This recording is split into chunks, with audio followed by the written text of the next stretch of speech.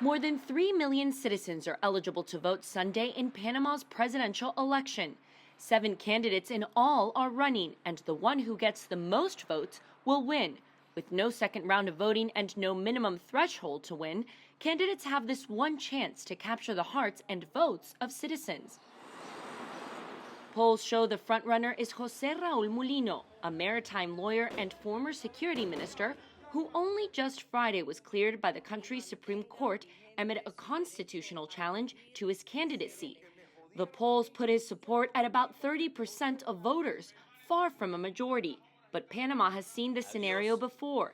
In 2019, current President Laurentino Cortizo won with just 33% of votes.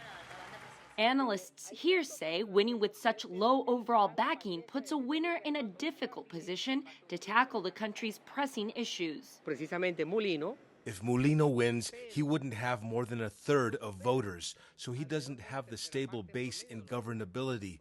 In the best starting off point, you're essentially starting off with a very weak base. This is happening in a moment when the country economically is doing very badly and has significant unemployment numbers. Trailing Mulino are 3 candidates in a virtual tie for second place, each polling at just over 10%. Among them, longtime Panamanian politician, the former president Martín Torrijos, and former foreign minister Rómulo Ru. Lawyer Ricardo Lombana is also in this group, described as perhaps the most poised to bring about change, with a campaign focus on austerity and anti-corruption.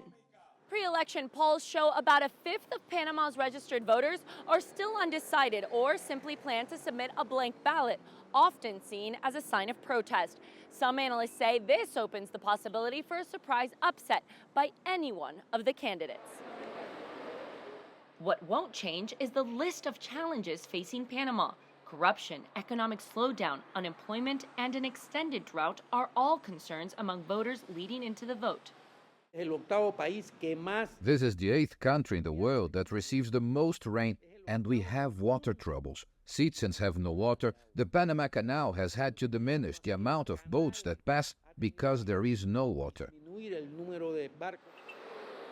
In addition to president, voters will elect a whole slate of lower ballot officials in Sunday's general election, including all 71 deputies in its National Assembly. Michelle Vega, CGTN, Panama City.